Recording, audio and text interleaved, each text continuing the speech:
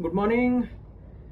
I will discuss the budget in piecemeal, one after one. तो सबसे पहला update जो बहुत खुशी का लहर लाने वाला काइंड ऑफ थिंग है with a hidden element is the filing deadlines for various income tax return to be implemented from 1st March 2026. So we can assume that for financial year 25-26, assessment year 26-27, this will be applicable.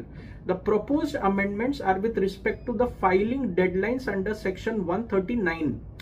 जो individuals ITR 1 और 2 file करते हैं, जिनका salary या pension income है या जो foreign asset से इनकम डिराइव कर रहे हैं या 50 लाख के ऊपर रिटर्न है पर बिजनेस प्रोफेशन इनकम नहीं है, ITR 1 और 2 फाइलर्स का डेडलाइन 31 जुलाई ही रहने वाला है।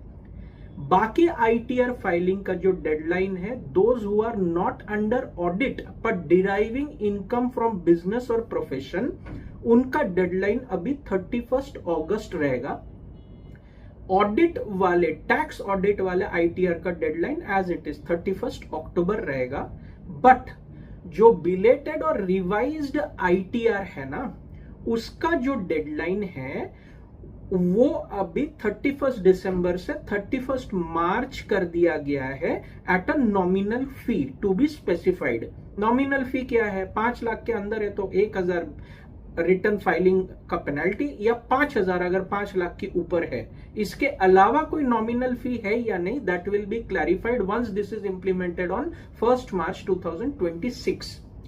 टैक्स ऑडिट रिपोर्ट फाइलिंग में कोई एक्सटेंशन नहीं है, कीप इट इन माइंड। पर एक हिडन चार्ज लगा दिया गया है अभी से। टैक्स ऑडिट रिपोर्ट अगर डिलेड फाइलिंग है अप टू 1 मंथ, मतलब 30 सितंबर के बदले आप 31 अक्टूबर को फाइल कर रहे हैं तो 75,000 का पेनल्टी, और 1 महीने के बाद फाइल करते हैं तो 1.5 लाख का पेनल्टी। मतलब आप 30 सितंबर के बदले 1 या 2 अक्टूबर को फाइल करते हैं तो भी 75,000 पेनल्टी, और ऑडिट रिपोर्ट अपलोड करते वक्त पहले अभी यह पेनल्टी पे करना पड़ेगा, उसके बाद ही आप टैक्स ऑडिट रिपोर्ट अपलोड कर पाएंगे। अनलाइक पहले बाद में भी भर सकते थे, अपलोडिंग के बाद अभी अलाउड नहीं है।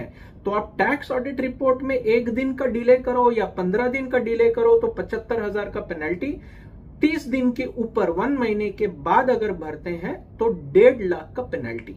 Hope you are going to like the regular updates. Please like and subscribe to the channel.